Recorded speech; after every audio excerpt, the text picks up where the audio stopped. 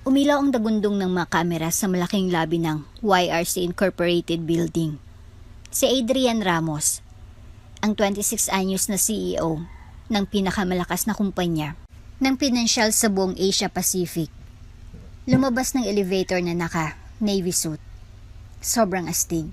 Tahimik ang lahat habang pinapanood ng mga journalist at executive ang batang negosyante na naglalakad na parang hari. Siya yung lalaking gustong maging ng lahat. Sobrang gwapo, sobrang yaman, at galing sa isa sa pinakamayayamang pamilya sa Pilipinas. Pero ang nagpapamagnet sa kanya, hindi lang ang mukha, kundi yung aura niya. Parang may gintong kamay si Adrian.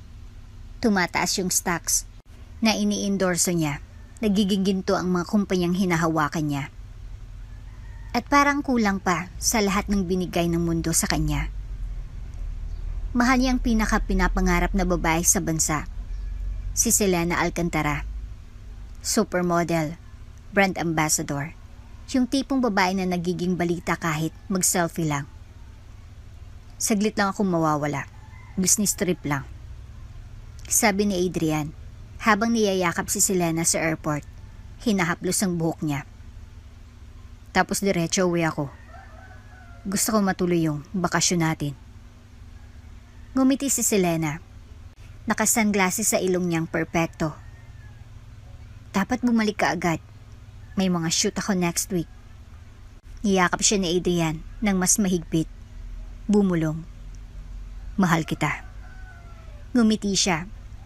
Hinalikan ng pisngi niya. Tapos tumalikod at nawala sa gitna ng mga fans at press. Pero may sikreto si Adrian.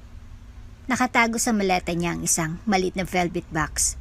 Sa loob nito, isang diamond ring. Espesyal na in-order mula sa New York. Kumikislap na may intensyon. Plano niyang mag-propose pagbalik niya sa Manila.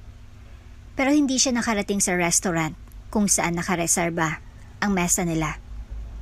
Sa halip, habang mabilis na nagmamaneho sa Skyway, gamit ang luxury sports car, isang truck, na inaantok ang driver, ang sumalpok sa kanya. Umikot ang kotse ni Adrian, bumangga ng malakas sa guardrails at nahulog sa overpass. Dumilim ang mundo. Hinila siya mula sa wasak na kotse. Halos hindi na humihinga. Ang dating perpektong mukha niya ay sirang-sira. Bali ang mga braso niya. Durog ang mga binti niya. Punit-punit ang balat niya. Nagsusumikap ang mga paramedic para mabuhay siya. Pagdating sa ospital, nagdesisyon ang mga doktor. I-induce ang coma. Sobrang grabe ang trauma. Kailangan ng katawan niya ng pahinga. Nang dumilat siya pagkalipas ng ilang linggo, malabong mundo. Ang tanging malinaw kaysa sa sakit sa katawan niya ay ang takot na may nagbago.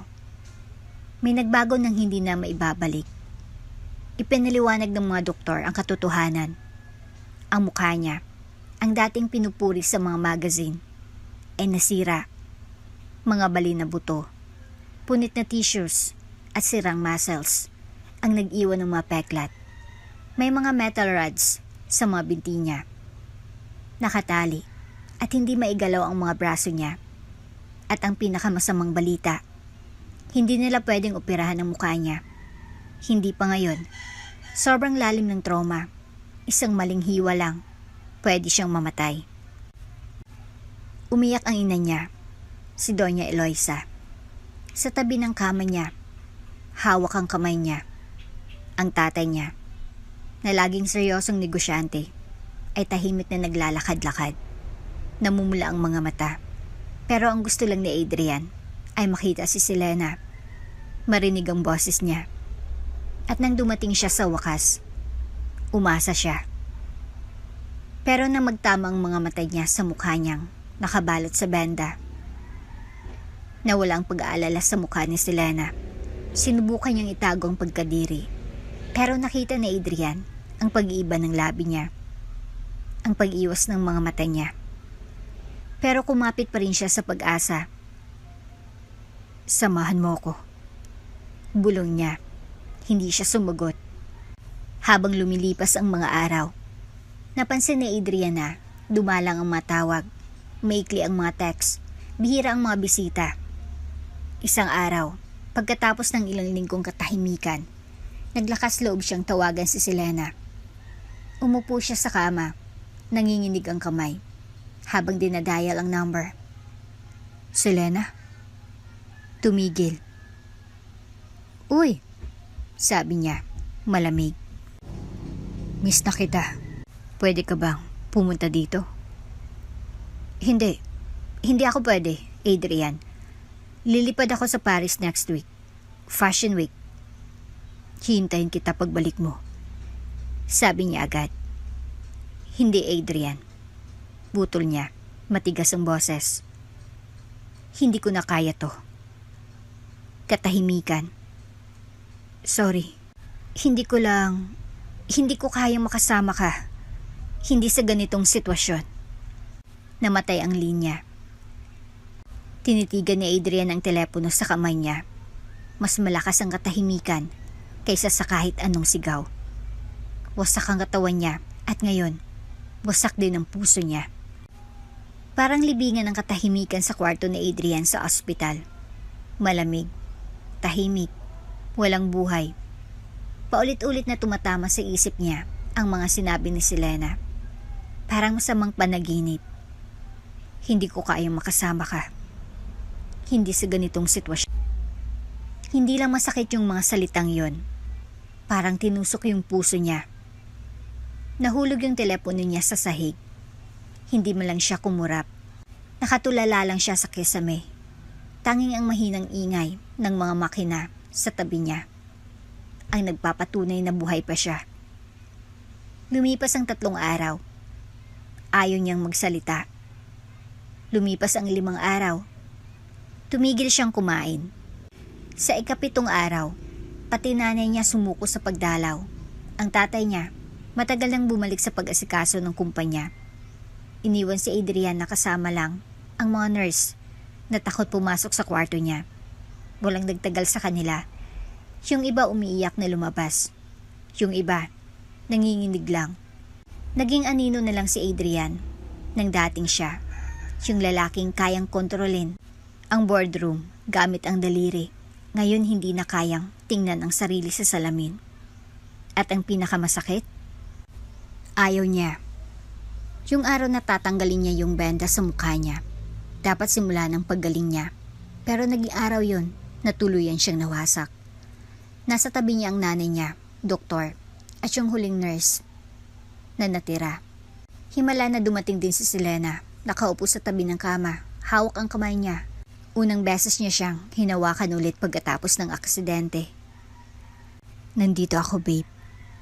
Bulong niya. Ano man ang mangyari, nandito ako. Kasinungalingan at makikita rin ni Adrian ang katotohanan.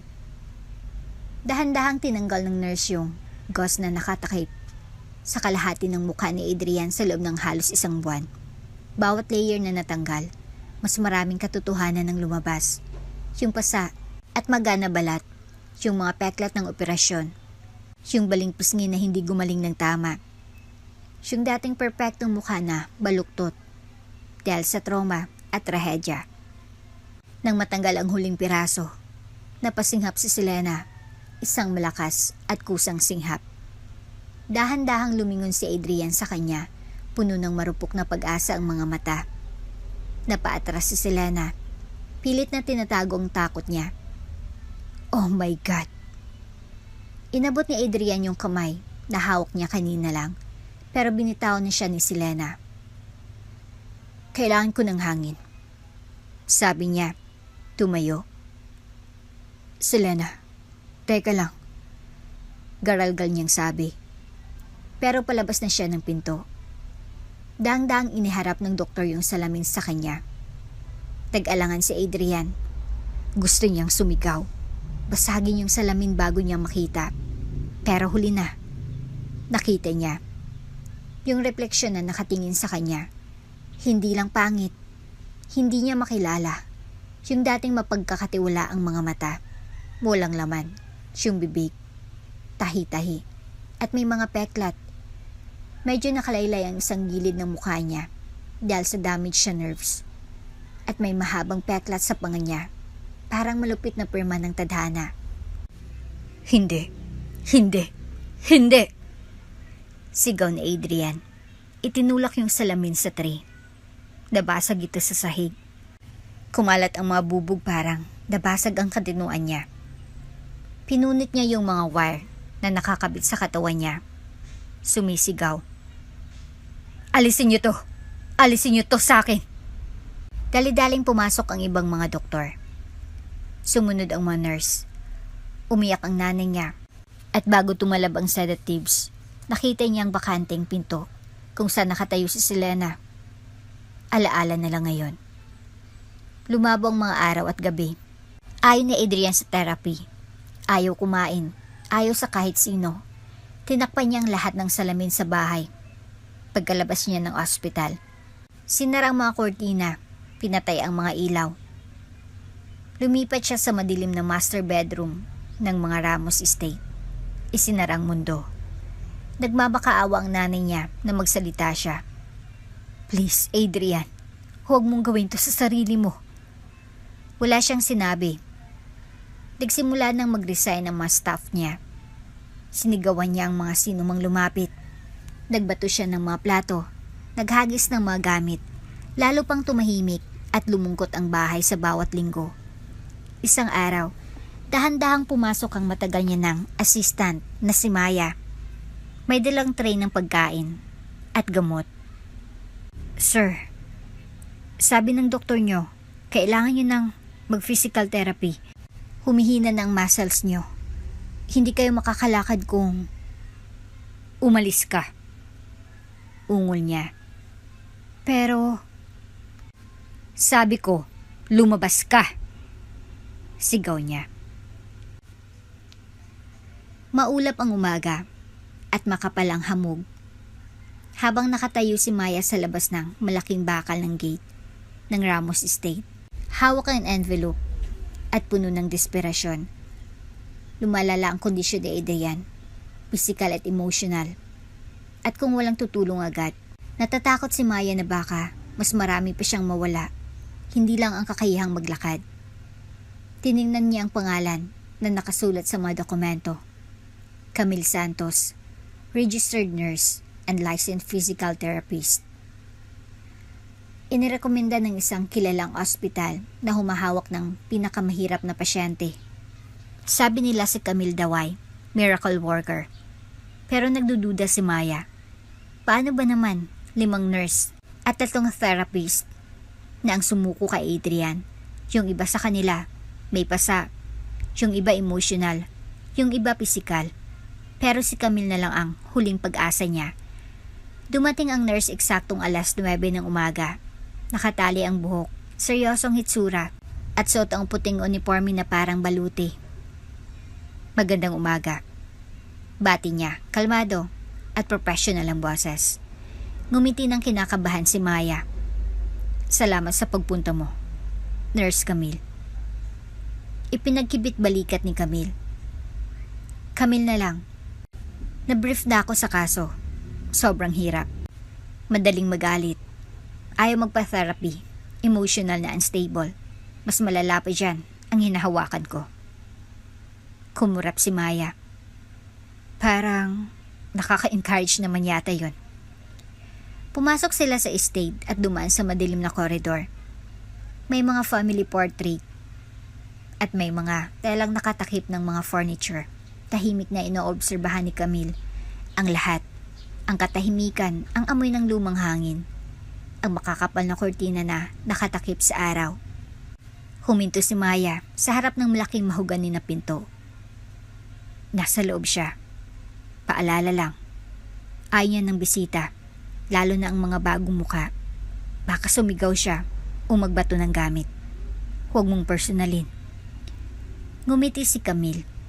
Hindi natinag. Bihira ko yung ginagawa. Tumango si Maya, binuksan ang pinto at pinapasok si Camille.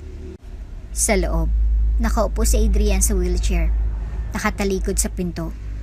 Silhouetted sa malaking bintana na may makakapal na kortina. Nakasuot siya ng hooded sweatshirt at beige silicone mask na nakatakip sa buong mukha. Isang baluti laban sa panghuhusga at awa. Sabi ko, ayaw ko ng nurse. Ungol niya nang hindi lumilingon. Ilang beses ko bang sasabihin sa inyo bago kayo makinig? Buti na lang hindi ako nandito para magustuhan mo. Sagot ni Camille. Malamig at confident ang tono. Nanigas si Adrian. Bahagya niyang iniliko ang ulo. Sapat lang para makita siya sa gilid ng mata niya. Isa pa. Bulong niya. Ano naman ang pangalan mo ngayon? Nurse Barbie? Nurse Awa? Camille Santos. Sagot niya. Nurse, therapist, at mukhang huling pag-asa mo para makalakad ulit. Tumawa si Adrian. Malamig, mapait, walang halong tuwa. Huwag kang magsalita. Wala akong interes. Hindi mo kailangan magka-interes. Kailangan mo lang ipakita ang sarili mo para sa paggaling mo. Sabi niya. Inilapag ang tray ng gamot at tubig sa lamesa. Ito ang gamot mo, inumin mo o hindi. Desisyon mo. Pinagdudahan niya ang tray. Humakbang si Camille, kalmadong nakatayo sa harap niya. Kaya mong takutin ng iba, Adrian. Kaya mong sumigaw, magbato ng gamit, mag-asal halimaw. Pero hindi yun gagana sa akin. Mas malala pa dyan ang nakita ko. Mas malala pa dyan ang pinagdaanan ko. Kaya sige, subukan mo ko. Sumingkit ang mga mata niya. Bakit ka talaga nandito? Iniliko niyang ulo. Dahil trabaho kita. Hamon kita. At dahil kapag tumigil ka sa pagtingin sa sarili mo bilang sirang CEO at nagsimula kang lumaban, baka ma-realize mo na worth it ka pa ring iligtas. Tumahimik sila. Tapos, walang sinabi si Adrian. Inabot ang baso ng tubig. Ininom niya ang mga tableta at sumandal. Pagod sa interaksyon. Hindi ngumiti si Camille. Hindi nagyabang. Lumingon lang siya kay Maya na nakatayo sa pinto na nanlalaki ang mga mata. At sinabi, kunin mo yung kontrata. Magtatagal ako dito. Nang gabing yon, inayos ni Camille ang mga gamit niya sa kwarto sa tabi ng kay Adrian. Inilibot siya ni Maya. Tinuro ang mga panic button, ang emergency kits, at ang mga safe zone. Isang hallway na bihira puntahan ni Adrian. Hindi siya laging ganito katahimik, sabi ni Maya. Minsan, sumisigaw siya sa tulog niya. Tumango si Camille. Trauma yon, physical at emotional. Hayaan mo siyang sumigaw, aayusin natin ang iba. Nang gabing yon, naghanda si Camille ng simpleng hapunan para sa kanya. Sabaw ng gulay, toasted bread, at mainit na siya. Kumatok siya bago pumasok sa kwarto niya. Nagdala ako ng hapunan. Hindi sumagot si Adrian, nakaupo pa rin sa wheelchair niya. Iiwan ko lang dito, sabi niya. Nilapag ang tray sa lamesa sa tabi niya. Habang papalabas siya, bumasag ang boses sa katahimikan. Bakit ka talaga nandito, Camille? Lumingon siya. Sinabi ko na, nurse mo ko. Hindi, sabi niya, mababang boses at may mabigat na tono. Bakit ikaw? Bakit hindi iba? Nag-alangan si Camille tapos humakbang palapit. Dahil hindi itong unang beses na nakita kitang ganito. Kumunot ang noo ni Adrian sa likod ng maskara niya.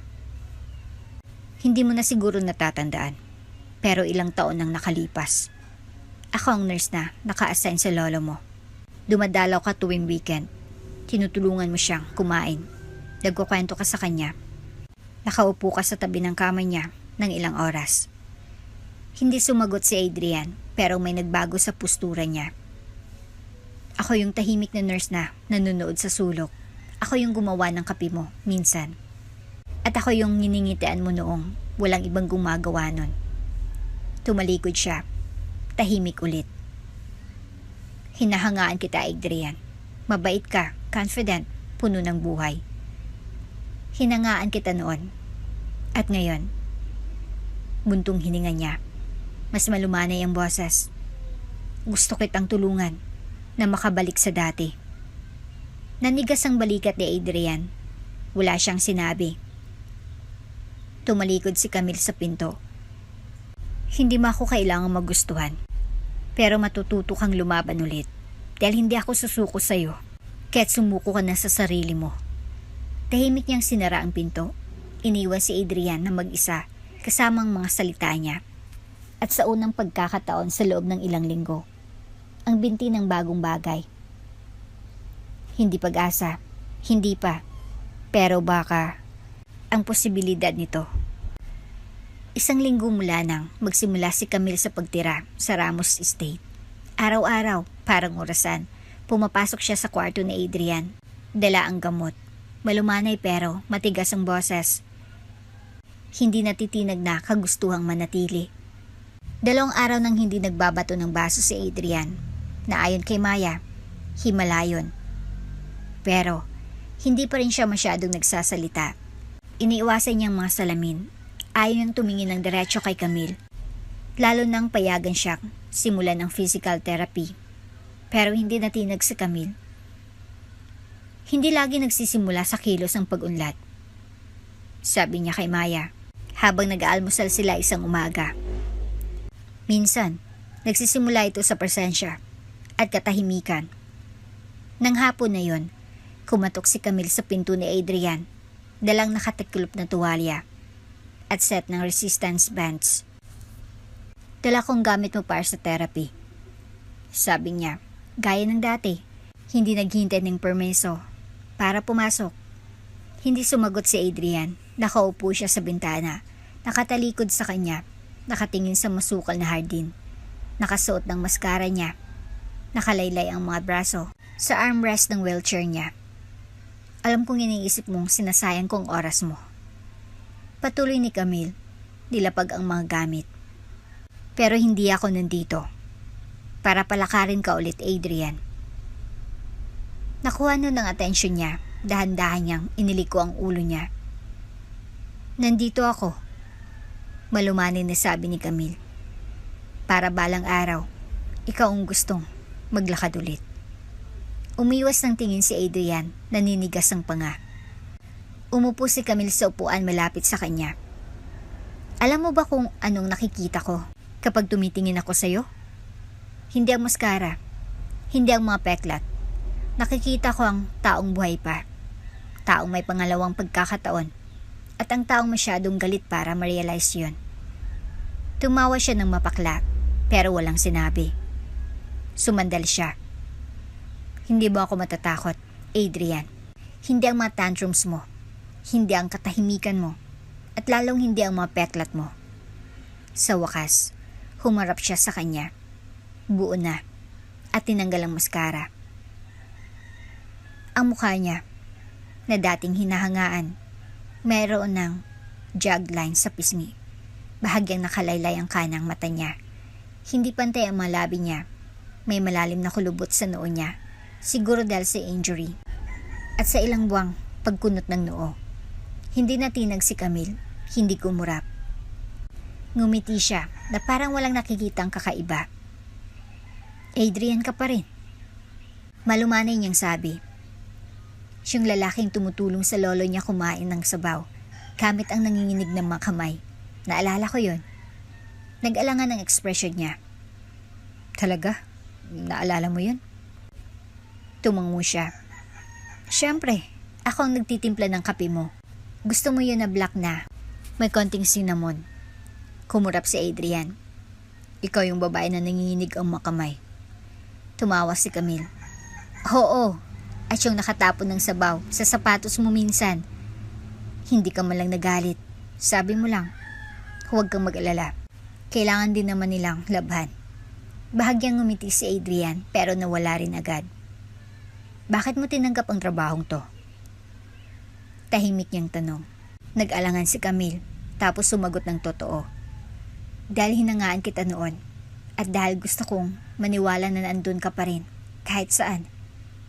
Nanikip ang lalamunan ni Adrian. Tumalikod ulit siya. Hindi ka dapat pumunta. Hindi ako worth it. Tumayo si Camille. Hindi ka magdidesisyon nun. Hindi pa ngayon. Ngayon. Tara na. Stretch na natin ang mga binti mo. Tumawa siya ng tuyo. Ang persistent mo. Wala ka pang nakikita. Ngumisi si Camille. Nang hapon na yon, sinimulan nila ang unang therapy session. Simple lang, guided stretches, basic breathing exercises, at pagtayo na may tulong. Napangiwi si Adrian sa bawat galaw, pero hindi siya nagreklamo. Napansin ni Camille. Ang sakit ay pag-unlad. Sabi niya. Ibig sabihin, may gumagana.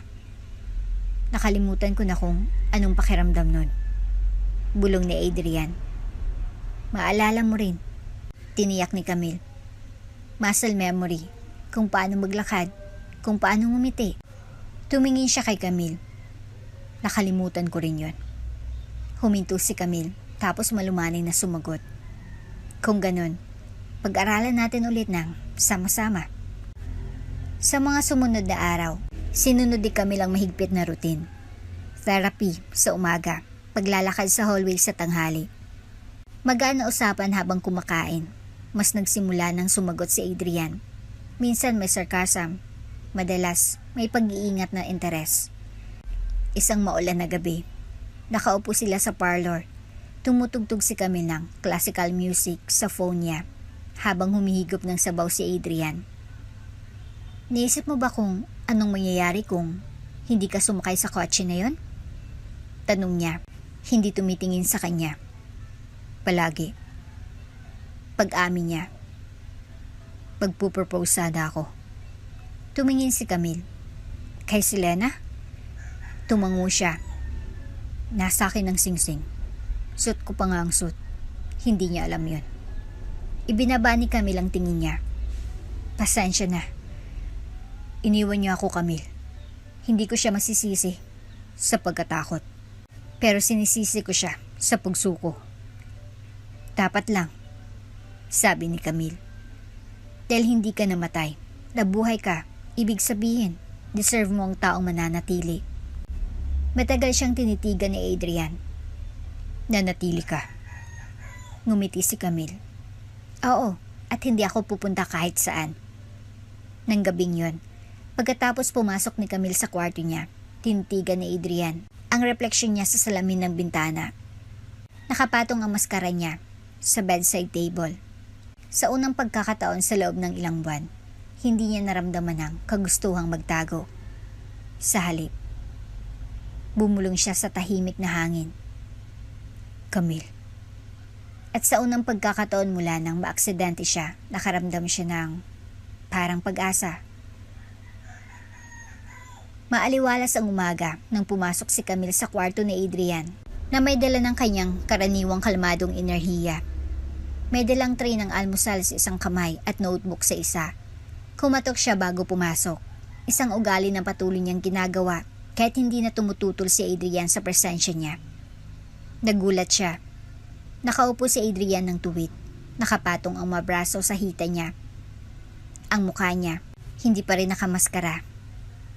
Nakaharap sa bintana kung saan pumapasok ang gininto ang sinag ng araw. May kakaiba sa kanya ng umagang iyon. Mukha siyang present. Magandang umaga. Bati ni Camille na may ngiti. Ang aga mo naman. Humarap si Adrian sa kanya na bahagyang tumango. Hindi ako masyadong nakatulog. Nilapag ni Camille ang tray sa bedside table. Ay, bago yun. Masamang panaginip? Hindi. Sagot niya, mahinang boses. Walang panaginip. Nag-iisip lang. Umupo siya sa tabi niya. Binubuksan ng notebook. Gusto mong magkwento? Tumingin siya kay Camille. Hindi mabasa ang mga mata. Naalala ko yung araw na sinabi sa akin na ako ng CEO ng YCR. 24 years old ako. Akala ko hindi ako matatalo. Nag-toast ang board sa tagumpay ko gamit ang mamahaling alak. At ang tanging iniisip ko ay kung paano ko ipagdiriwang kasama si Selena. Nanatiling tahimik si Camille, nararamdaman ang bigat ng mga salita niya. Binukong imperyong ito gamit ang buong kumpiyansa ko. Tapos isang aksidente, isang segundo, at nawala ang lahat. Ang mukha ko, ang estado ko, ang pride ko. Dahan-dahang sinara ni Camille ang notebook. Sa tingin mo, yun ang nagdi-define sa'yo? Hindi ba? Hamon niya. Yun ang nagdi-define kung paano ako nakikita ng mga tao, kung paano niya ako nakita. Lumambot ang mga mata ni Camille. Hindi kung paano kita nakikita. Tumigil si Adrian bago niya itanong, paano mo ako nakikita, Camille? Iniliko niyang ulo, nag-iisip. Nakikita kong lalaking nasasaktan, natatakot, pero nakikita ko rin ng lalaking matapang na magsimula ulit kahit hindi niya pa alam. Nag-alangan ang ekspresyon ni Adrian, parang may nagbabago sa loob niya. Gusto kong subukan maglakad ulit, sabi niya pagkatapos ng mahabang katahimikan. Kumurap si Camille, nagulat. Sigurado ka? Tumango siya. Nakatunganga lang ako sa kwartong ito ng ilang buwan. Sa tingin ko, handa na akong lumabas. Hindi nagsalita si Camille ng ilang sandali. Masyado siyang abala sa pagpigil ng luha. Tapos, mabilis na binawi ang sarili. Ngumiti siya. Sige, simulan natin ngayon. Pumunta sila sa therapy room, isang lugar na inayos ni Camille malapit sa hardin para sa privacy at katahimikan. Puno ito ng malambot na mat, balance bars at mga gamit na pang-ehersisyo. Nanginginig at masakit ang unang pagtatangka ni Adrian na tumayo. Na may suporta, tumulang pawis sa noo niya. Umungol siya habang pinipilit ng muscle sa binti niya. Ang galing mo, sabi ni Camille, hawak ang baywang niya habang nakahawak siya sa parallel bars. Ang sakit nito, ungol niya. Ibig sabihin buhay ka, sabi niya na may kindat. At ibig sabihin, gumagalaw ka pasulong. Tumawa siya, hinihingal. Ang nakakainis mo talagang maging optimistic. Guilty? Proud niyang sabi. Araw-araw, nag-ensayo sila. Hindi napapagod si Camille, pasensyoso, at laging masaya. At si Adrian, kahit tinatakpan niyang sarcasm. Nagsimula ng abangan ang mga session nila. Hindi lang niya pinapagaling ang katawan niya. Unti-unti rin niyang tinahi ang mapiraso ng wasak niyang espiritu. Isang hapon, pagkatapos ng matagumpay na paglalakad sa mahabang hallway ng estate, bumagsak si Adrian sa isang bench sa labas ng conservatory. Tubig, hingal niya. Inabutan siya ni Camille ng bote. At palakpak. Pumalakpak siya ng madrama. Yun ang pinakamalayong nilakad mo nang hindi nagpapahinga. Ngumiti siya. Namumula ang pisngi dahil sa pagod. Sabihin mo, Nurse Camille, may reward ba ako? Tinaas ni Camille ang kilay. Anong klaseng reward? Labas ng lugar na to. Kumurap si Camille. Labas as in, labas ng bahay? Tumango si Adrian. Ang hardin. Ang driveway. Baka pati ang park malapit dito. Tinitigan siya ni Camille. Nagulat. Gusto kong harapin ulit ang mundo. Mahina niyang sabi. Ayoko nang magtago. Ang ngiti niya ay mabagal, proud, at puno ng pagmamahal. Hindi mo alam kung gaano mo ako pinasaya. Nang weekend na yon, lumabas si Adrian ng estate. Sa unang pagkakataon, inayos ni Camille ang tahimik na paglalakad sa malapit sa botanical garden ng maaga bago dumating ang mga tao. Nakasuot si Adrian ng sombrero at manipis na scarf sa ibabang bahagi ng mukha niya. Hindi para magtago ng tuluyan, pero sapat lang para maging komportable. Habang naglalakad sila ng magkatabi, napansin ni Camille kung paano nagbago ang postura niya. Hindi siya nakayuko o hinihila ang mga paa niya. Tuwid siyang naglakad na may tahimik na lakas. May ilang taong tumingin sa kanila, pero hindi yumuko si Adrian. Hindi siya nagmadali. Naglakad lang siya, paisa-isa. Humawak ng mahigpit sa kamay ni Camille kapag nararamdaman niyang tensyon. Hinga. Bulong niya. Okay ka lang? At huminga siya. Okay siya. Umupo sila sa bench sa ilalim ng namumulaklak na jacaranda tree. Mga lilang petals na bumabagsak na parang biyaya. Tinanggal ni Adrian ang scarf niya, hinahayaan ng malamig na hangin na humalik sa balat niya. Isang malit na batang babae. Malapit sa kanila ang tumingin sa kanya ng curious. Hindi siya tumitig ng may takot at panunuya. Ngumiti lang siya. Ngumiti pabalik si Adrian. Pinisil ni Camille ang kamay niya. Nakikita mo? Higit ka pa sa mga peklat mo. Tumingin si Adrian sa kanya. Lumaki ang puso. Ginawa mo to para sa akin. Hindi. Sabi niya. Ikaw ang gumawa nito para sa sarili mo. Nang gabing yon, habang tinatago ni Camille ang mga therapy logs at sinasara ang pinto niya, nakita niyang sobre na nakapasok sa ilalim ng frame.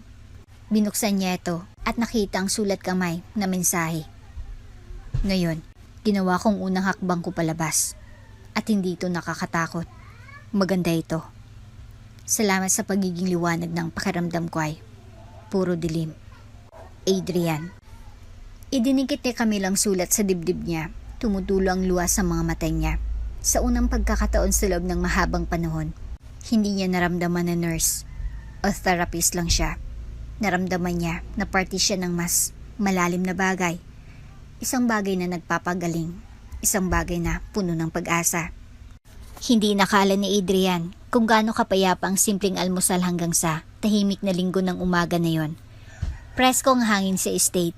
Pumapasok ang araw sa dining conservatory. At sa kabila ng mesa nakaupo si Camille. Nakatali ang buhok sa maluwag na ponytail. Tumatawa sa kalokohang sinabi niya tungkol sa mga cereal boxes na overrated. Ilang linggo na mula nang seryoso niyang sinimulan ang therapy. At araw-araw, mas lumalakas ang katawan niya. Pero higit sa pisikal na pag-unlad, may mas malalim na nagbabago sa loob niya. Isang damdamin na inilibing niya sa ilalim ng galit at paitay. Namumulaklak ngayon sa isang bagay na hindi pamilyar. Malumanay, mainit, nakakatakot na maganda. Si Camille. Ang paraan niya ng pagtingin sa kanya. Ang paraan niya ng hindi pagtingin sa mga peklat niya bilang bagay na kaawa-awa o dapat iwasan. Hindi lang siya trinato bilang pasyente. Trinato siya bilang tao. Bilang lalaki na parang mahalaga siya. At siguro, parang karapat dapat siyang mahalin ulit. Nang gabing yon, nakatayo si Adrian sa harap ng salamin sa kwarto niya. Iniiwasan niya ito ng ilang buwan. Ayaw niyang harapin ang refleksyon na akala niya ay sisira sa kanya. Pero ngayon, sa unang pagkakataon, tumingin siya sa salamin at inaral ang sarili niya. Hindi nang may pandidiri, kundi may pakiramdam ng pakipagkasundo. May mga bakas pa rin ang aksidente sa mukha niya. Mga peklat sa pisngi, bahagyang baluktot na ilong, at bahagyang asymmetry mula sa mga operasyon. Pero ang mga mata niya, pareho pa rin. Hindi nagbagong mga mata niya. Hinawakan niya ang gilid ng panga niya at bumulong sa sarili. Nandito pa rin ako. Inihahanda ni Camille ang mga notes niya para sa susunod na therapy session nang magulat siya sa mahinang katok. Si Adrian. Camille, sabi niya, nakatayo ng medyo tuwid kaysa sa dati. Pwede ba kitang makausap? Kumurap si Camille, nagulat sa magiging vulnerable ng boses niya. Siyempre, pasok ka. Pumasok siya. Nakasuksok ang mga kamay sa bulsa ng charcoal slacks niya. Naisip ko lang, gusto mo bang kumain ng dinner kasama ako? Kumunot ang noo ni Camille, naguguluhan. Dinner? Ngayon? Kakatapos lang nating kumain. Kinabahan na tumawa si Adrian. Hindi. Ang ibig kong sabihin, totoong dinner sa labas ng estate. As in, date. Tumahimik sila. Napaawang ang labi ni Camille. Nagulat. Inaaya mo ako sa date? Oo. Sagot niya. Wala akong bulaklak o mga banat na madalas gamitin. Pero promise ko, hindi ako magbabato ng baso sa'yo. Napahagalpak ng tawa si Camille. Tinakpan ang bibig niya. Wow! Yun ang pinaka-romantic na sinabi sa akin ng kahit sino. Ngumisi si Adrian. So, payag ka? Tumango siya. Namumula ang mga pisngi. Oo, talagang oo. Nang sumunod na gabi, sinundo ni Adrian si Camille sa hallway ng guest room na parang nakatira sila sa magkaibang mundo. Nakasuot siya ng navy blue dress shirt. Nakatupi ang manggas. Nakalantad ang muscles sa braso niya mula ng ilang linggong therapy. Halos hindi mapansin ang mapeklat niya sa ilalim ng malambot na ilaw sa loob. Pero kahit mapansin, wala nang pakialam si Camille. Nakasuot si Camille ng simple pero eleganteng puting dress. Nakalugay ang buhok sa malambot na waves. Simple lang ang makeup. Para kay Adrian, nagliliwanag siya. Mas maganda pa kaysa sa kahit sinong babaeng nakita niyang naglakad sa red carpet. Kumain sila sa tahimik at komportableng restaurant. Natanaw ang dagat. Mainit ang mga ilaw. Mahinang jazz ang background music. Habang nakaupo sila sa harap ng isa't isa, kumikislap ang mga mata ni Camille sa liwanag ng kandila. Bakit mo talaga ako inaya? Tanong niya. Iniliko ang ulo. Tumingin si Adrian sa kanya. Matagal at seryoso. Dahil hindi ko maisip na malalagpasan ko ang paggaling neto nang wala ka. Dahil araw-araw nagpapakita ka para sa akin. At narealize ko, gusto ko rin magpakita para sa iyo. Bahagyang napaawang labi ni Camille. At dahil, dagdag niya, bumababa ang boses. Sa gitna ng sakit, sarcasm, at mga basong binato ko sa'yo. Nahulog ako sa'yo. Napahinga siya ng malalim. Adrian, seryoso ako. Patuloy niya. Pumasok ka sa buhay ko noong nasusunog ito. At imbis na tumakbo, gumawa ka ng silungan para sa akin. Nanatili ka. Walang ibang gumawa nun. At ngayon, hindi ko na maisip ang mundo ko nang wala ka. Inabot ni Camille ang kamay niya sa mesa. Hinawakan ang kamay niya. Hindi ako nanatili dahil sa awa, Adrian. Nanatili ako dahil worth it kang panatilihin. Tumula ang luwa sa gilid ng mga mata niya. Ibig ba sabihin nun? Mahal din kita. Bulong niya. Kahit ikaw ang pinakamasungit na taong nabubuhay. Kahit sinubukan mo akong itulak palayo. Nakita kita, Adrian. Ang tunay na ikaw. At nagustuhan kong nakita ko. Tumayo siya at sumandal sa mesa. Dahan-dahang hinagkan ng kamay niya. Hindi ito magarbo o pinagpraktisan, pero malambing. Totoo. Isang sandali ng dalawang pusong nagsasalita ng parehong wika.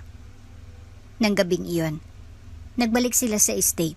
Inihatid ni Adrian si Camille sa kwarto niya. Sa tingin mo masyado tayo nagmamadali? Tanong niya. Ngumiti siya. Siguro, pero minsan, hindi naghintay ang paggaling sa perpektong timing. Kailangan lang nito ng taong maniniwala dito. Yumuko siya at hinalikan ang pisngi niya. Kung ganun, nagpapasalamat ako na ikaw yon. Habang pumapasok siya sa kwarto niya, mabilis ang tibok ng puso niya. Huminto siya at lumingon. Good night, Adrian.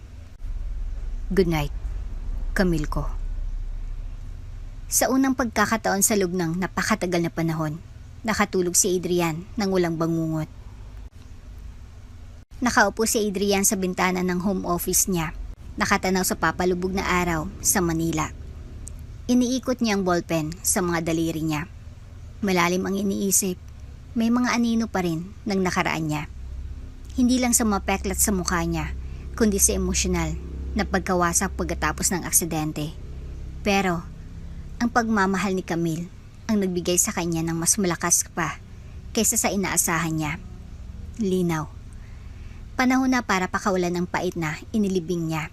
Panahon na para harapin ang mga piraso ng buhay na pilit niyang kinalimutan. Kinuha niyang telepono at dinayal. Maya, sabi niya, kausap ang pinagkakatiwalaan niyang assistant. Ayusin mong pagbisita ko sa detention center. Gusto kong makitang lalaking nakabangga sa amin. Amoy metal at amag ang kulungan. Mabigat ang atmospera dahil sa guilt at nakalimutang pag-asa. Nakaupo si Adrian sa maliit na visitation room, naghihintay. Bumukas ang pinto na may malakas na lagit-ngit. Isang lalaki na nasa late 40s, payat at maputla. Ang inihatid papasok. Nanlaki ang mga mata niya nang makita si Adrian. Nakakagulat ang pagbabago sa itsura ng binata. Dahil sa mga peklat, pero mas lalo, dahil sa dangal sa presensya niya. Hindi ko inakala na gusto niya ako makita. Nauutal na sabi ng driver, tumitingin sa guard. Tumahimik si Adrian ng ilang sandali. Hindi rin. Hanggang kamakailan lang. Kinakabang ginalaw ng lalaki ang posa sa kamay niya. Pasensya na po. Pagod ako. Sobrang trabaho. Pumikit lang ako ng 1 segundo. Napatay ko ang driver niyo. At muntik ko na rin kayong mapatay. Nanigas ang panga ni Adrian. Sa alaala ni Mang Hector, ang lalaking matagal ng loyal na nagmamaneho sa kanya. Nanikip ang puso niya pero pinilit niyang labanan ng sakit. Gusto kitang kamuhian habang buhay. Pag-amin niya, mahina ang boses. At ginawa ko yun. Pero ang pagpapadali ng galit na yun ay sumisira sa akin. Higit pa sa ginawa mo. Naluha ang mga mata ng driver. Araw-araw akong nagdarasal para sa kapatawaran. Dahan-dahang tumango si Adrian. Kung ganun, ngayon nasagot na ang mga dasal mo. Napahinga ng malalim ang lalaki. Pinapatawad yun na ako? Oo, sabi ni Adrian. Pero intindihin mo ito. Binago ng kapabayaan mo ang mga buhay, ang mukha ko, ang kinabukasan ko, ang pamilya ni Hector. Pinapatawad kita. Pero kailangan pa rin kitang panagutin sa batas. Niintindihan ko po.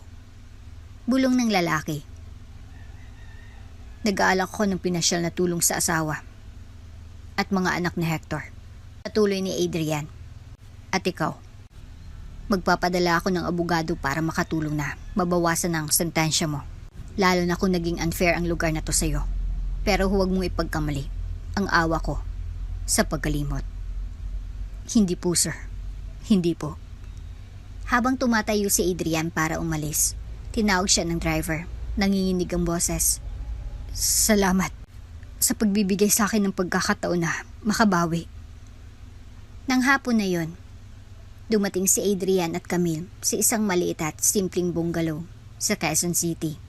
Lagngit-ngit ang gate nang pumasok sila at lumabas ang isang matandang babae para salubungin sila. Nanlaki ang mga mata niya sa hindi makapaniwalang pagtingin. Sir, Adrian? Mahina niyang tanong. Tumango si Adrian. Siguro kayo si Aling Teresa, asawa ni Mang Hector. Agad tumulo ang luwas sa mga mata niya. Pasok po kayo. Sa loob, amoy sampagita at bagong saing na kanin ang maliit na bahay. May mga naka-frame na litrato ni Mang Hector sa isang sulok ng shelf. Napapaligiran ng mga kandila at bulaklak. Sumilip ang 2 bata sa likod ng pinto. Dahan-dahang hinawakan ni Camille ang kamay ni Adrian habang kinukuha niya ang makapal na sobre sa coat niya. Para po ito sa edukasyon ng mga anak niyo. Sabi niya, nilapag ito sa mesa. Alam kong hindi nito maibabalik ang asawa niyo. Pero malaki ang naging halaga niya sa akin. May utang ako sa kanya na hindi ko na ipahayag. Mahinang umiyak si Aling Teresa. Mahigpit na hinahawakan ng sobre. Sobrang proud po siya na nagtatrabaho para sa inyo, sir. Kahit pagkatapos ng aksidente, hindi namin kayo sinisi. Lagi niyang sinasabi na mabait kayo, mapagbigay. Ito, malaking ibig sabihin nito sa amin. Bahagyang yumuko si Adrian, niyakap siya. Medyo matigas sa una, pero sincero din. Nakatayo si Camille malapit sa kanila. Tahimik na pinapanood ang sandali na may pagmamalaki sa dibdib niya. Mabuti kayong tao. Bulong niya nang paalis na sila. Ang ginawa mo ngayon, tunay na lakas ang kailangan. Tumingin si Adrian sa labas ng bintana, tapos sumarap sa kanya. Hindi ko ginawa yun para sa kanila, Camille. Ginawa ko yun dahil ginusto mong maging taong karapat-dapat patawarin. Ngumiti siya at ipinatong ang kamay niya sa kamay ni Adrian. Ganun ka na. Nang gabing yon, nakatayo si Adrian sa harap ng malaking salamin sa kwarto niya. Hindi na siya nanginginig kapag tumitingin sa sarili niya. Sa halip, nakakita siya ng higit pa sa mga reconstructed features. Nakakita siya ng lalaking tuluyan ng naghihilom. At lahat yun dahil may nanatili. May naniwala, may nagmahal sa kanya. Si Camille. Sa unang pagkakataon sa loob ng mahabang panahon, nagising si Adrian na may excitement sa dibdib niya, imbis na takot. Amoy ng sariwang sampagita ang kumalat mula sa bedside table, dala ni Camille kagabi. Sabi niya, makakatulong daw ito para makatulog siya ng mas mahimbing. Siguro nga, o baka ang presensya lang niya ang laging nagpapakalma sa kanya. Ibang araw na ito. Ngayon, susubukan ng mga doktor ang facial reconstruction surgery na sinabi nilang masyadong delikado ilang buwan nang nakalipas. Kinakabahan ka? Tanong ni Camille habang inaayos ang kwelyo ng hospital gown niya. Dumadampi ang mainit niyang daliri sa balat niya. Medyo. Pag-amin ni Adrian, pinapanood siya sa salamin. Pero hindi tungkol sa operasyon. Iniliko niyang ulo. Kung ganun, ano? Kinakabahan akong makita ulit ang mukha ko. Hindi dahil gusto kong maging gwapo, kundi dahil nasanay na akong hindi napapansin. Paano kung mawalang bahagi na yun sa akin? Malumanay na ngumiti si Camille at hinahawakan ang pisngi niya. Wala kang mawawala. Hindi ang pagpapakumbaba mo, hindi ang paglago mo, hindi ang tunay na nagpapakilala sa'yo. Ikaw. Pumikit sandali si Adrian. Sininghot ang tahimik niyang lakas. Samahan mo ako, Camille, hanggang magising ako. Ako ang unang mukhang makikita mo. Pangako niya. Umabot ng higit sa 10 oras ang operasyon. Advanced techniques, makabagong implants, at tissue grafts, pinagsama-sama para buuin ulit ang winasak ng aksidente. Sa labas ng operating room, naghintay si Camille na nakakuyom ang mga kamay at puyat ang mga mata. Dumating ang mga magulang ni Adrian, nagpapalitan ng kinakabahang tingin. Sa unang pagkakataon, tahimik din sila.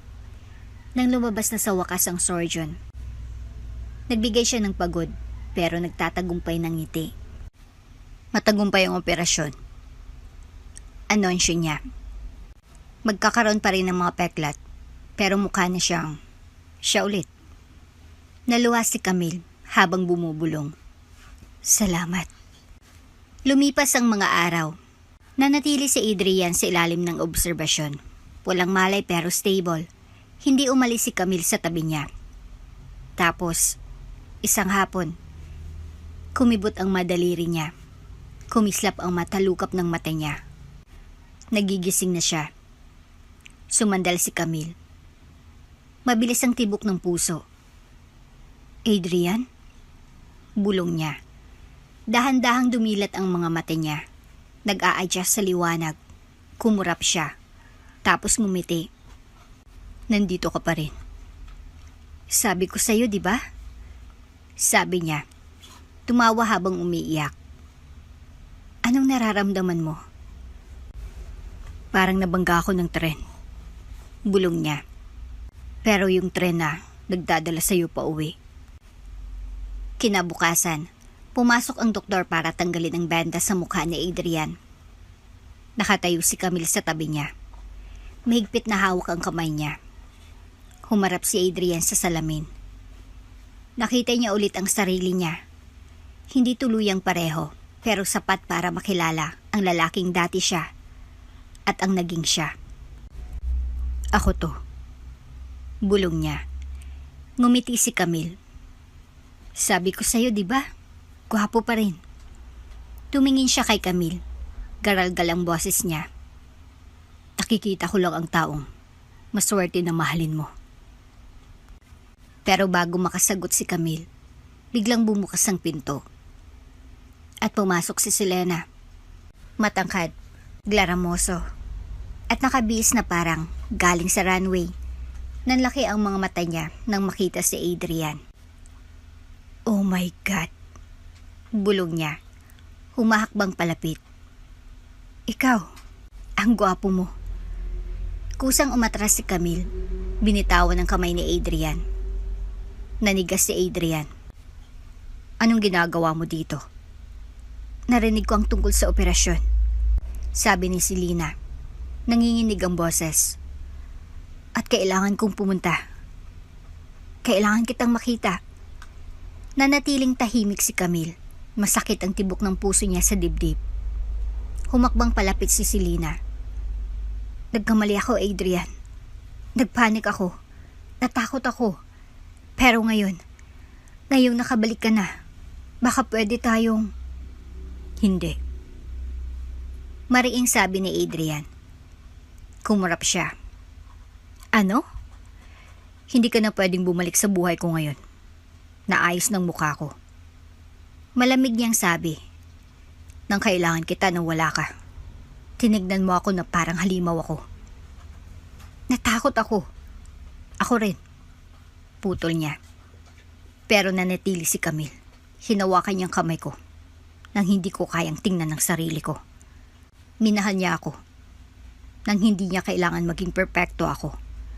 Tunay na pagmamahal yun. Hindi kung ano man ang meron tayo. Napaawang ang labi ni Selena para tumutol. Pero walang lumabas na salita. Humarap si Adrian kay Camille. Nakatayo sa bintana. Sinusubukang itago ang luwas sa mga mata niya. Camille. Malumanay niyang sabi. Halika dito. Nag-alangan siya. Mahal kita. Sabi niya. Sapat na malakas para marinig ng buong kwarto. Bago man ang mukha na ito, hindi nagbago ang puso ko. Ako pa rin ang lalaking nahulog sa'yo. Ang lalaking gagawin ang lahat para patunayan yun sa buong buhay niya. Nakipagtagpo si Camille. Sa tingin niya sa wakas, tumulo ang luha niya, pero umusbong ang ngiti sa labi niya. Kung ganon, mapapasama ka sa akin. Sabi niya, lumapit ang mga bisig niya. Tahimik na nanood si Selena habang nagyakapan ang dalawa. Alam na niya na wala na siya. Hindi dahil sa operasyon o peklat, kundi dahil nabigo siyang mahalin siya ng kailangan niya. Walang sinabi, tumalikod siya at umalis. Tumutunog ang takong niya na parang huling paalam. Nang gabing yon, nakahiga si Adrian saka makasama si Camille sa tabi niya. Nakapatong ang ulo niya sa balikat niya. Salamat. Bulong niya. Para saan? Tanong niya, gumuguhit ng mga bilog sa dibdib niya. Dahil minahal mo ako nang hindi ko kayang mahalin ang sarili ko. Tumingala si Camille at hinalikan ng baba niya. At lagi kitang mamahalin. Nakaupo si Camille sa veranda ng estate ni Adrian. Hindi niya ginagalaw ang malimig na kape niya. Sumasayaw ang hangin sa dagat sa buhok niya. Pero hindi na nakakapagpakalma ang payapang tanawin ng karagatan. Ang nakaraang linggo ay parehong maganda at nakakatakot. Gumaling na si Adrian. Kaunti na lang umapeklat sa bagong mukha niya. At sa lahat ng pamantayan, sobrang gwapo pa rin niya. Nagbubunyi na ulit ang media. Bumalik ng social circle niya. At nagsimula ng kumatok ang mga investors sa mga pinto ng YRC Incorporated. Ang mundong tumalikod sa kanya ay niyayakap na siya ulit. Pero si Camille, parang anino lang siya na nakatayo sa liwanag niya. Tumingin siya sa dyaryo sa mesa. Isang makintab na litrato ni Adrian na dumadalo sa isang gala kagabi. Napapaligiran ng mga executive at celebrity. Nagdahilan siyang masakit ang ulo para hindi sumama. Ang totoo, pakiramdam niya, hindi siya nababagay. Bumukas ang pinto sa likod niya. Nandito ka lang pala. Sabi ni Adrian habang lumalabas, nakapaa, nakasuot ng simpleng linen shirt. Kanina pa kita hinahanap. Pilit nang ngumiti si Camille. Kailangan ko lang ng hangin. Umupo siya sa tabi ni Camille at inabot ang kamay niya, pero dahan-dahan niyang inilayo ito. Tumigil si Adrian. May problema ba? Sabihin mo sa akin. Umiwas siya ng tingin, halos pabulong ang boses niya. Siguro, magkaiba lang talaga tayo ng mundo. Kumunot ang noo ni Adrian. Saan nang galing yan? Bumalik ka na, Adrian. Bumalik ka na sa spotlight. Bumalik ka na sa mga tao mo. At ako. Garalgal ang boses niya. Nurse lang ako na maswerte lang na naging parte ng paggaling mo. Inabot niya ang mukha ni Camille at hinawakan ang baba niya. Iniharap siya sa kanya. Hindi ka lang kahit ano, Camille. Ikaw ang dahilan kung bakit ako gumaling. Hindi mo lang pinagaling ang katawan ko. Pinagaling mo ang kaluluwa ko. Kumurap si Camille, pinipigilan ang luha. Pero nakikita kung paano ako tingnan ng mga tao. Adrian, halos hindi may itago ng nanay mo. Ang hindi niya pagsang-ayon, pati ang mga kaibigan mo. Wala akong pakialam sa kanila. Putol ni Adrian, matigas ang tono. Ang pakialam ko ay ikaw at panahon na para patunayan ko yun. Tumayo siya at kinuha ang maliit na itim na kahon sa bulsa niya. Napahinga ng malalim si Camille. Camille Mendoza, sabi niya, lumuluhod sa veranda. Dumating ka sa buhay ko nung pinakamadilim ito. Binigyan mo ako ng liwanag, pagmamahal, at dahilan para mabuhay ulit. Ayoko magkaroon ng kinabukasan ng wala ka. Binuksan niya ang kahon, kumikislap ang diamond ring sa sinag ng araw. Delikado at nakakamangha. Papakasalan mo ba ako? Napahinga si Camille. Adrian, alam kong may mga duda ka. Alam kong hindi ito laging magiging madali. Pero ipinapangako ko sa'yo. Ipaglalaban kita araw-araw. Tumulo ang luha sa pisngi ni Camille habang tumatango.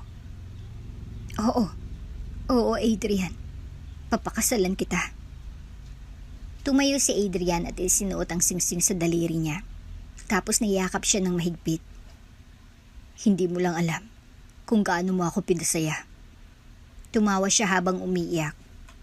Nagyaya ka lang ng kasal na nakapaa sa veranda. Kung ganun, gawin natin ang tama, ang susunod na bagay. Nang weekend na yon, dinala ni Camille si Adrian sa tahimik na bayan kung saan nakatira ang tatay niya. Simple lang ang bahay, pero maayos. May mga namumulaklak na bougainvillea na gumagapang sa bakod. Sinalubong sila ng tatay niya, si Mang Elias. Mabait siyang lalaki na may pagod na mga mata pero may mainit na ngiti. Camille, anak! Sigaw niya. Pinupunasan ang mga kamay sa pantalon niya. Dapat sinabing mong may kasama ka. Gusto kitang i-surprise, sabi niya. Nakakapit sa braso ni Adrian. Si Adrian ito. Sabi ni Mang Elias, tinitingnan si Adrian mula ulo hanggang paa. Ang sikat na CEO? Humakbang si Adrian at yumuko ng may respeto. Sir, nandito ako para hingin ng kamay ng anak niyo sa kasal. Tinaas ni Mang Elias ang kilay. Medyo malaking hakbang yan. Mula pasyente hanggang fiancé. Mahal ko ang anak niyo, sir. Sinserong sabi ni Adrian. Iniligtas niya ako sa lahat ng posibleng paraan. Gusto kong makasama siya habang buhay. Pinag-aralan siya ni Mang Elias ng ilang sandali, tapos dahan-dahan tumango. Ipangako mo lang sa akin ng isang bagay. Kahit ano. Ipangako mong hindi mo siya ipaparamdam na maliit siya. Na hindi mo hayaang lamunin ng mundo mo, ang mundo niya. Tumango si Adrian. Ipinapangako ko. Ngumiti ang matandang lalaki at niyakap siya ng mabilis. Kung ganun, welcome sa pamilya.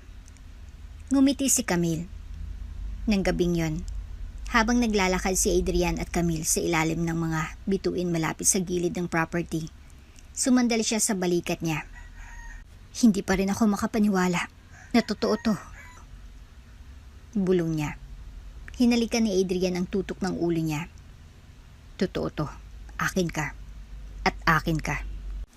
Pero, paano ang ina mo? Tahimik niyang tanong. Hindi pa rin siya sang-ayon. Magbabago rin ang isip niya. At kahit hindi siyang buuin kung buhay. Ngumiti si Camille. Hindi ako pupunta kahit saan, Camille. Kahit kailan. Intimate lang ang kasal. Pamilya lang, malalapit na kaibigan, at ilang pinagkakatiwala ang kasamahan. Imbis na malaking ballroom, pinili ni Adrian at Camille na seaside chapel sa Batangas, kung saan bumubulong ang maalo ng biyaya sa hangin. Nakasuot si Camille ng simpleng lace gown na sumasayaw sa hangin. Mas maliwanag ang ngiti niya kaysa sa kahit anong alahas. Nakatayo si Adrian sa altar. Pinapanood siya papalapit na may nangingilid na luha. Halos buo ng mukha niya. Pero ang kaluluwa niya, tuluyang nagbago. Ilang buwan na siyang hindi nagsusuot ng maskara. At hindi niya ito kailangan. Nang makalapit si Camille sa kanya, bumulong siya. Ang ganda mo. Ikaw din. Ngumiti siya. Crush pa rin kita. May nang kumalat ang tawanan sa chapel habang sinisimulan ni Father Mateo ang seremonya. Ilang buwan ang nakalipas. Push, Camille, ang galing mo. Pang-encourage ng midwife, mahigpit na hinawakan ni Adrian ang kamay ni Camille. Naghahalo ang kaba at excitement sa mga mata niya. Sabi mo hindi ka iiyak. Tukso ni Camille sa gitna ng sakit. Sinungaling ako. Singhal niya. Pasumigpit ang hawak sa kamay niya. Nakakatakot to. Sa huling sigaw at lakas, nanganak si Camille ng kambal. Isang malusog na lalaki at babae. Malayang pag-agos ng luha ni Adrian habang pinuputol niya ang mga pusod. Dahan-dahang hinahalikan ng noo ni Camille. Nagawa natin. Bulong niya. Pagod pero nagliliwanag. Nagawa mo. Manghang sabi niya, nakatitig sa mga bagong silang nilang anak. Ang galing mo, Camille. 2 taon ang nakalipas. Puno na ng tawanan at gulo ang buhay nila. Mga blocks sa sahig, picture books, at walang tigil na dada ng mga bata. Bumaba na si Adrian sa araw-araw na operasyon ng YRC Incorporated. Pinopromote ang pinagkakatiwalaan niyang COO para magsariwa habang nagfo-focus siya sa pamilya at mga passion projects. Si Camille, dating full-time nurse, ay naging hands-on na nanay at part-time consultant para sa kanilang bagong foundation, Pag-asa sa likod ng salamin, na nagbibigay ng reconstructive surgery at therapy para sa mga survivor ng aksidente. Hindi na siya bumalik sa pag-shift sa ospital. Sa halip, ginugugol niya ang mga araw niya sa paglalaro kasamang kambal at pagtulong sa mga pasyente na, tulad ni Adrian noon, ay nawalan ng pakiramdam ng halaga sa sarili. Isang hapon, Mommy! Daddy! Hinila ng anak nilang babae si Arya, ang palda ni Camille. Tingnan nyo, dinodrawing ko ang family natin. Yumuko si Camille sa tabi niya at ngumiti sa mga stick figures. Ang ganda naman, anak. Kinuha ni Adrian ng drawing. Bakit parang superhero si Daddy? Kasi malakas ka, sabi ng anak nilang lalaki, si Matan, na tumatakbo papasok sa may kumot na cake. Nagpalitan ng tingin at tawanan sina Adrian at Camille. Samantala, nakaupo si Selena sa harap ng bagong asawa niya, isang kilalang Chinese film producer. Ang dating glaramuso na buhay niya ay nagbago sa mga foreign red carpets at magazine shoots. Nakita niya ang mga headline. Mula dilim tungo sa pag-ibig. Pinakasalan ni Adrian Vasquez ang kanyang nurse turned asawa. At ang litrato, si Adrian, si Camille at ang kanilang kambal nakangiti sa ilalim ng araw. Sa isang saglit, nakaramdam siya ng panghihinayang. Pero sinara niyang magazine at ngumiti sa kanyang bilugang tiyan. Natagpuan din niyang sarili niyang ending. Iba, pero payapa na. Pabalik sa villa, sumandal si Camille sa balkonahe habang pinipinturahan ng sunset ang langit. Lumapit si Adrian sa likod niya. Niyakap ang kanyang bewang. Naiisip mo pa bang aksidente? Tahimik niyang tanong. Minsan, sabi niya. Pero hindi na may sakit, kundi pasasalamat. Humarap siya kay Adrian. Pasasalamat? Kung hindi yun nangyari, hindi kita makikita. Ipinatong ni Camille ang ulo niya sa dibdib niya. Hindi natin makikita ang tayo. Tumahimik sila, pinapanood ang horizon. Sabay ang tibok ng mga puso nila. Hinalikan ni Adrian ang buhok niya. Walang maskara, walang peklat. Kahit ang oras ay hindi kayang burahin ang binuo natin. Mahal kita, Camille. Mahal din kita, Adrian. Ang pag-ibig nila na nabuo sa trahedya ay lumakas pa sa takot. Mas malakas pa sa mga peklat. Hindi matitinag. Habang buhay. At dito na nga po nagtatapos ang ating kwento. Hanggang sa muli.